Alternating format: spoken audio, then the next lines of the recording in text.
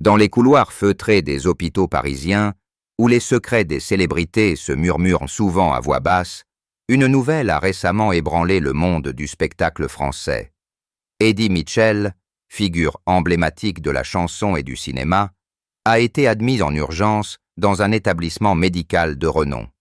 Cet événement, survenu au cœur de l'automne 2025, soulève des interrogations sur la santé fragile des artistes qui ont marqué des générations entières. À travers ce récit, nous explorerons les circonstances de cette hospitalisation en remontant aux racines de la vie de cet homme au charisme indéfectible, pour mieux comprendre l'impact de cette épreuve sur son entourage et sur le public. Cette plongée nous mènera naturellement vers le premier chapitre, dédié à l'enfance et au début d'Eddie Mitchell, un parcours qui a forgé l'icône qu'il est devenu. Eddie Mitchell, de son vrai nom Claude Moine, voit le jour le 3 juillet 1942 dans le 9e arrondissement de Paris, une zone animée où les rues bruissent déjà des échos de la Seconde Guerre mondiale. Fils d'un ouvrier et d'une employée de bureau, il grandit dans un environnement modeste, marqué par les restrictions d'après-guerre et les rêves d'un avenir meilleur. Dès son plus jeune âge, Claude est fasciné par les sons venus d'outre-Atlantique, ces rythmes rock'n'roll qui s'infiltrent via les radios clandestines et les disques importés. Il passe des heures à écouter Elvis Presley et Chuck Berry, imitant leurs gestes devant un miroir improvisé dans la petite chambre familiale. Cette passion naissante le pousse à former son premier groupe amateur à l'adolescence, jouant dans les caves sombres des quartiers populaires. Les voisins se plaignent parfois du bruit, mais pour le jeune Claude, ces répétitions sont une échappatoire à la routine quotidienne. À 16 ans, il quitte l'école pour travailler comme coursier, un emploi qui lui permet de sillonner la capitale et d'absorber l'effervescence culturelle de l'époque. C'est lors d'une soirée dans un club de jazz que Claude rencontre des musiciens chevronnés qui l'encouragent à adopter un pseudonyme plus anglo-saxon. Eddie Mitchell est né. Cette transformation n'est pas anodine. Elle reflète une aspiration à transcender les frontières françaises, à fusionner les influences américaines avec l'identité locale. Des témoins de l'époque rapportent que Mitchell possédait déjà une voix grave et assurée, capable de captiver un public restreint mais enthousiaste. Analysant ce début de parcours, on discerne une résilience forgée dans l'adversité, où la musique devient un outil de survie sociale. Les premiers contrats dans des bars enfumés ne rapportent que peu, pourtant ils affuent son style, mélange de rock pur et de ballades sentimentales. Cette période formative pose les bases d'une carrière qui défiera les modes passagères, enracinée dans une authenticité qui séduit, encore aujourd'hui. Les archives des années 1950 révèlent des photos jaunies où un jeune Eddie, guitare en bandoulière, arbore un sourire confiant, ignorant les défis à venir. En rétrospective, ses origines modestes expliquent sa connexion profonde avec le public ouvrier, qui voit en lui un reflet de leur propre lutte. La transition vers la reconnaissance nationale se fait progressivement, nourrie par une détermination sans faille. Au début des années 1960, Eddie Mitchell intègre le groupe Les Chaussettes Noires, un ensemble qui propulse le rock français sur le devant de la scène. Leur premier single, une reprise énergique d'un titre américain, grimpe rapidement dans les classements, attirant l'attention des producteurs. Mitchell, en tant que chanteur principal, impose sa présence scénique, avec des performances où il mêle danse et chant dans une explosion d'énergie juvénile. Les tournées s'enchaînent, des salles de province au théâtre parisien, où les fans hurlent son nom. Un critique de l'époque note que sa voix, rauque et expressive, apporte une dimension inédite au genre, différenciant le groupe de ses homologues yéyés plus légers. Après la dissolution des Chaussettes Noires en 1964 Mitchell entame une carrière solo, explorant des thèmes plus matures comme l'amour perdu et les voyages intérieurs. Album après album, il affine son répertoire, incorporant des éléments de country et de blues, influencés par ses idoles d'outre-mer. Son passage au cinéma marque un tournant décisif. En 1974, il apparaît dans Les Valseuses de Bertrand Blier, un rôle qui révèle son talent d'acteur. Les dialogues ciselés et son charisme naturel captivent les spectateurs, élargissant son audience au-delà des mélomanes. Des entretiens ultérieurs soulignent comment cette diversification a enrichi sa créativité, permettant une symbiose entre musique et image. Analysant cette phase, on observe une stratégie astucieuse. Mitchell n'hésite pas à collaborer avec des artistes émergents comme Johnny Hallyday, forgeant des amitiés durables qui renforcent son réseau. Les années 1980 voient l'apogée de sa popularité, avec des tubes comme Couleur menthe à l'eau, qui deviennent des hymnes générationnels.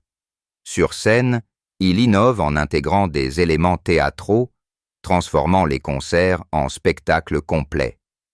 Les billetteries font salle comble, et les médias le couronnent Monsieur Eddie, un titre qui reflète son statut d'icône intemporelle. Pourtant, derrière les projecteurs, Mitchell gère les pressions de la célébrité avec une discrétion remarquable, évitant les scandales qui ternissent en d'autres carrières. Cette ascension illustre une évolution constante, où chaque album ou film représente une étape vers une maturité artistique. Les récompenses s'accumulent, des victoires de la musique aux nominations au César, témoignant d'une polyvalence rare. En scrutant cette trajectoire, il apparaît clair que Mitchell a su naviguer les eaux changeantes de l'industrie en restant fidèle à ses racines tout en embrassant l'innovation. La sphère intime d'Eddie Mitchell, souvent gardée à l'abri des regards indiscrets, révèle un homme attaché aux valeurs familiales malgré les tumultes de la notoriété. En 1961, à l'âge de 19 ans, il épouse Françoise Lavitte, une union qui dure jusqu'en 1969. Ce mariage, célébré dans l'intimité, donne naissance à 2 enfants, qui grandissent loin des flashs des photographes. Des proches rapportent que Mitchell veillait à préserver un équilibre entre sa vie professionnelle et domestique, rentrant souvent tard des studios pour partager des moments simples autour d'un dîner. Les défis ne manquent pas. La pression des tournées teste la solidité du couple, menant finalement à une séparation amicable. Analysant cette période, on perçoit une maturité précoce, où Mitchell apprend à concilier ambition et responsabilité parentale. En 1980, il rencontre Muriel Bailleul, qu'il épouse la même année, marquant le début d'une relation stable qui perdure. Muriel, discrète et supportive, devient un pilier dans sa vie, l'accompagnant lors des galas et des voyages. Ensemble, ils élèvent une famille unie, avec des enfants qui suivent parfois les traces paternelles dans les arts. Les vacances en Provence ou aux États-Unis offrent des respirations bienvenues, loin du tumulte parisien. Mitchell, dans des confidences rares, exprime sa gratitude envers ses liens, soulignant comment ils l'ont ancré face aux aléas de la célébrité. Des anecdotes familiales, comme des anniversaires improvisés sur des plateaux de tournage, humanisent l'artiste, révélant un père attentif et un époux dévoué. Pourtant, des épreuves jalonnent ce chemin. Des deuils personnels et des tensions professionnelles testent la résilience du clan. En examinant ces aspects, il émerge un portrait nuancé, où la vie privée sert de bouclier contre les excès du show business. Mitchell cultive une discrétion qui contraste avec l'exubérance de ses rôles publics, préférant les dîners en petit comité aux soirées mondaines. Cette stabilité émotionnelle nourrit son œuvre, infusant ses chansons d'une authenticité palpable. Au fil des décennies, la famille Mitchell évolue, avec des petits-enfants qui apportent une nouvelle joie, renforçant les liens intergénérationnels. Cette dimension privée, souvent éclipsée par la gloire, offre une clé pour comprendre la longévité de sa carrière. Au cours des dernières années, des indices subtils ont commencé à émerger concernant la santé d'Eddie Mitchell, bien que l'artiste ait toujours maintenu une apparence robuste lors de ses apparitions publiques. À partir de 2020, des rumeurs circulent sur des annulations de concerts dues à une fatigue persistante, attribuée initialement au rythme effréné de sa vie professionnelle. Des observateurs notent un amaigrissement progressif lors des interviews télévisées, où Mitchell évoque avec humour ses petits bobos sans entrer dans les détails. En 2023, une hospitalisation brève pour des examens de routine fait la une des journaux People, mais l'entourage minimise l'affaire, parlant d'une simple vérification préventive. Analysant ces événements, on discerne un pattern de négligence potentielle, où l'engagement artistique prime sur le repos nécessaire. Mitchell, âgé de plus de 80 ans, continue à tourner des films et à enregistrer des albums, défiant les conseils médicaux qui préconisent une réduction d'activité. Des témoignages de collaborateurs révèlent des épisodes de malaise sur les plateaux, comme des vertiges lors de répétitions, rapidement balayés d'un revers de main. La pandémie de Covid-19 ajoute une couche de vulnérabilité, avec Mitchell admettant avoir contracté le virus en 2021, ce qui laisse des séquelles respiratoires persistantes. Les médecins consultés à l'époque recommandent un suivi régulier, mais l'artiste, attaché à son indépendance, opte pour une approche minimaliste. En rétrospective, ces signes avant-coureurs, essoufflement lors de promenades, douleurs articulaires récurrentes, peint un tableau d'une santé fragilisée par des décennies d'excès, incluant une consommation modérée mais régulière de tabac et d'alcool, héritage de son image rock'n'roll. Des experts en gériatrie soulignent que pour un octogénaire, de tels facteurs cumulés augmentent les risques cardiovasculaires et pulmonaires. Mitchell, dans une interview récente, confie son aversion pour les hôpitaux, préférant les remèdes naturels et les conseils d'amis. Pourtant, des proches insistent sur des visites médicales plus fréquentes à partir de 2024, motivés par une alerte lors d'un voyage familial. Cette phase de déni progressif illustre un combat interne entre l'orgueil d'un homme habitué à la force et la réalité biologique du vieillissement. Les médias, respectueux de sa vie privée, n'insistent pas outre mesure, mais des fuites sporadiques alimentent les spéculations. En examinant ces éléments, il apparaît que l'hospitalisation récente n'est pas un événement isolé, mais le point culminant d'une détérioration graduelle, ignorée au profit d'une vie active. La famille, témoin privilégié, exprime en privé des inquiétudes croissantes, tentant de convaincre Mitchell de ralentir. Cette résistance, admirable en soi, soulève des questions sur les limites de la passion professionnelle face à la santé. Le 10 octobre 2025, Eddie Mitchell est admis en urgence à l'hôpital américain de Neuilly-sur-Seine, un établissement réputé pour sa discrétion et son expertise en cas de célébrité. Les premiers rapports indiquent un état critique, avec des symptômes incluant une douleur thoracique aiguë et une difficulté respiratoire sévère survenue lors d'un dîner familial. Les ambulanciers, arrivés promptement, stabilisent l'artiste sur place avant de le transporter sous escorte médicale. À l'arrivée, une équipe de cardiologues et de pneumologues prend en charge le patient, effectuant une batterie d'examens, scanner thoracique, électrocardiogramme et analyse sanguine. Les résultats révèlent une obstruction artérielle majeure, compliquée par une infection pulmonaire latente, nécessitant une intervention chirurgicale immédiate. L'opération, une angioplastie coronarienne couplée à une pose de stent, débute dans la nuit, sous anesthésie générale.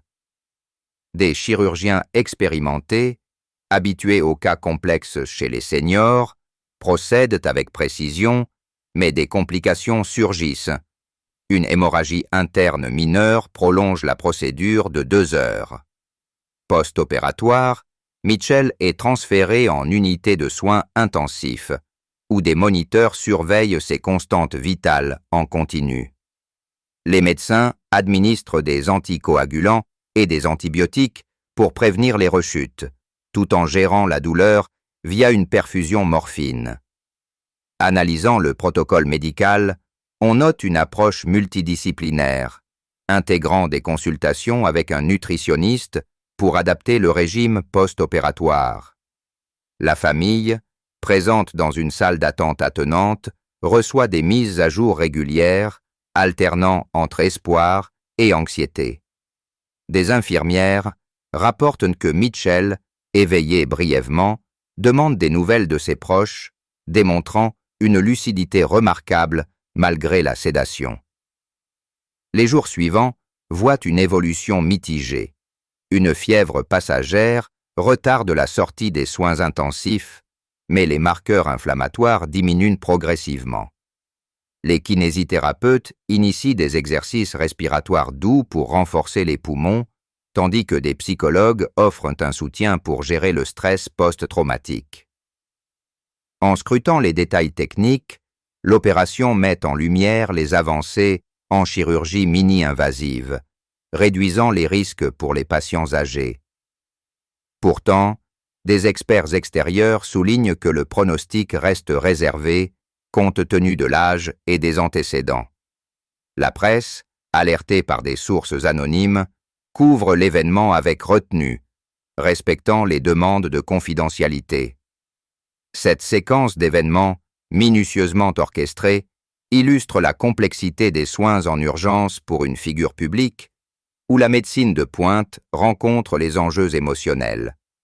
Face à cette épreuve, la famille d'Eddie Mitchell se mobilise avec une solidarité exemplaire, masquant leur douleur derrière une façade de résilience.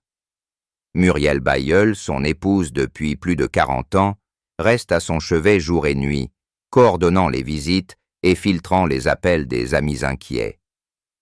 Ses enfants, issus des 2 mariages, se relaient pour apporter un soutien moral, partageant des souvenirs joyeux pour égayer l'atmosphère stérile de la chambre.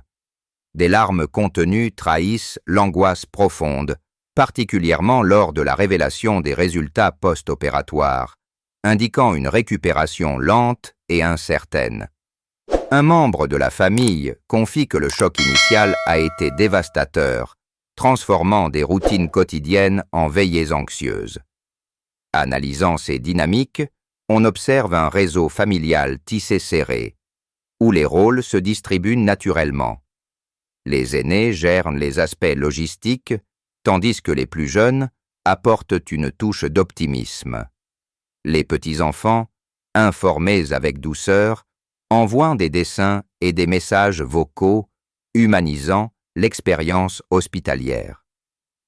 Au-delà du noyau familial, des amis de longue date comme Johnny Hallyday, avant son décès, ou des collaborateurs actuels expriment leur solidarité via des appels et des fleurs. La communauté artistique française réagit avec empathie, des hommages discrets sur les réseaux sociaux soulignant l'impact de Mitchell sur la culture. Pourtant, la famille maintient une barrière protectrice, refusant les interviews pour préserver l'intimité. En examinant les impacts psychologiques, des spécialistes notent que de tels événements renforcent les liens, mais peuvent aussi révéler des tensions latentes, comme des désaccords sur les choix de vie antérieurs. Muriel, en particulier, incarne la force tranquille, rappelant dans des conversations privées comment leur couple a surmonté d'autres crises. Cette douleur collective, exprimée en privé, contraste avec la stoïcité publique, où des communiqués laconiques informent les fans sans dramatiser.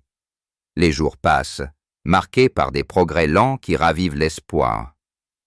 Les s'espera, mais la famille prépare mentalement à une convalescence prolongée, adaptant la maison pour un retour sécurisé.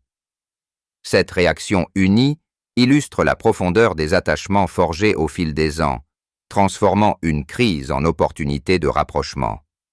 Alors que Eddie Mitchell entame une phase de rééducation, les perspectives d'avenir se dessinent avec prudence, mêlant optimisme médical et réalisme face à son âge avancé.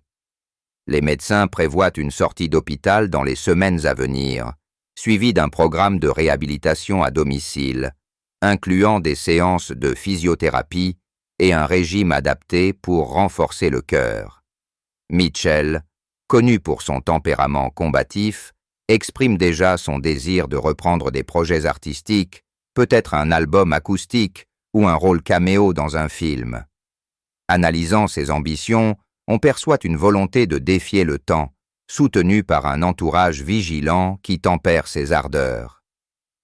L'industrie du spectacle, quant à elle, anticipe un retour progressif avec des concerts intimistes plutôt que des tournées épuisantes. Des producteurs discutent de documentaires rétrospectifs pour célébrer son héritage, capturant des archives inédites de ses performances légendaires. En scrutant l'impact culturel, Mitchell laisse une empreinte indélébile.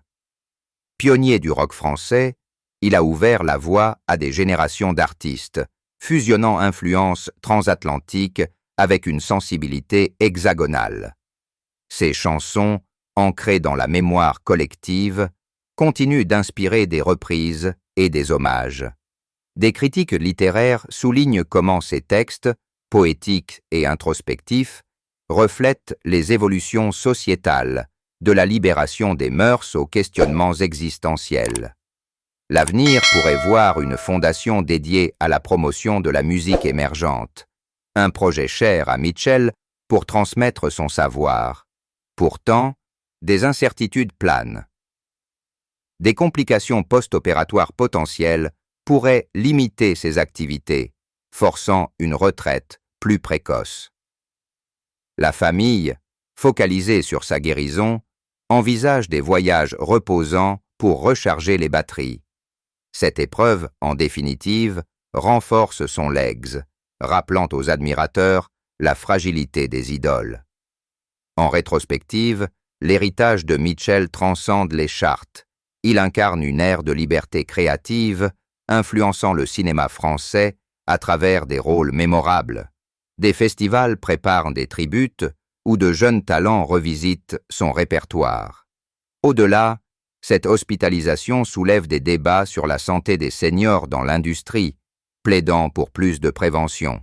Mitchell, symbole de résilience, pourrait émerger plus fort, enrichissant son œuvre d'une profondeur nouvelle, issue de cette vulnérabilité assumée. Que pensez-vous de la trajectoire d'Eddie Mitchell face à cette épreuve? Prévoyez-vous un retour triomphal sur scène ou une retraite paisible? N'hésitez pas à commenter, liker et vous abonner pour suivre les mises à jour sur cette histoire et d'autres actualités culturelles.